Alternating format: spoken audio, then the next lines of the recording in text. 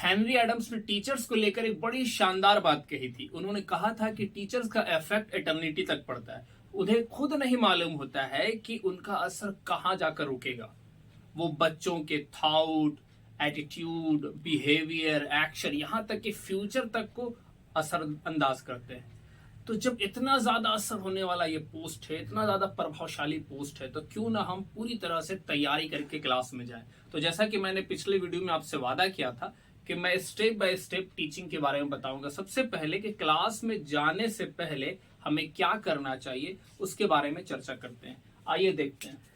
इसके लिए 3P का फॉर्मूला चलता है: प्रिपेयर, प्रैक्टिस, परफॉर्म।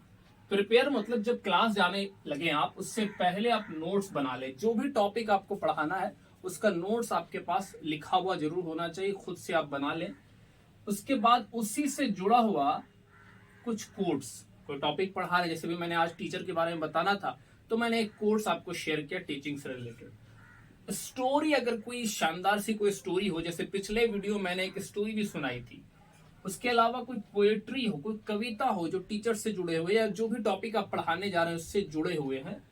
करंट में कोई चर्चा में उससे जुड़ा हुआ कोई मुद्दा अगर चर्चा में है तो उसकी बात भी आप कर लें तो और अच्छा होगा। वो आपको क्लास को काफी हद तक जीवित बना देता है, रोचक बना देता है। फिर क्या करना है, आपको प्रैक्टिस कर लेना। प्रैक्टिस जब आप करेंगे ये सारी चीजों का, तो उससे आपको एक बात तो ये पता चल जाएगा कि कुछ चीजें अननेसेसरी है, बेकार है, जिसको आप रिपीट करें उसको आप हटा दोगे। और साथ ही साथ आपको ये पता चलेगा कि कौन सी बात पहले कहनी है और कौन सी बात बाद में कहनी, यानी इसका सिंक्रोनाइजेशन, इसका ऑर्डर पता चलेगा। तो बेटर तो ये होता है कि क्लास में जाते के साथ आप कहानी से शुरू कर दें, या कोई कविता से शुरू कर दे, या कोट से शुरू कर दे, और उससे भी अच्छा होगा कि कोई सवाल से शुरू कर दे और बोलें कि बेटा जब मैं क्वेश्चन, इस सवाल का जवाब आपको सबसे लास्ट में मिलेगा जब सारा चैप्टर, सारा टॉपिक खत्म हो जाएगा। उसके बाद अंत में आपको क्या करना, परफॉर्म कर देना है जाके।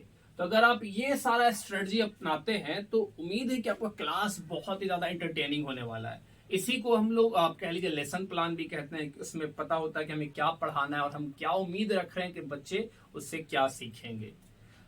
अब अगले वीडियो में मैं आपको ये बताऊंगा कि क्लास आने के बाद वहां क्या करना होता है।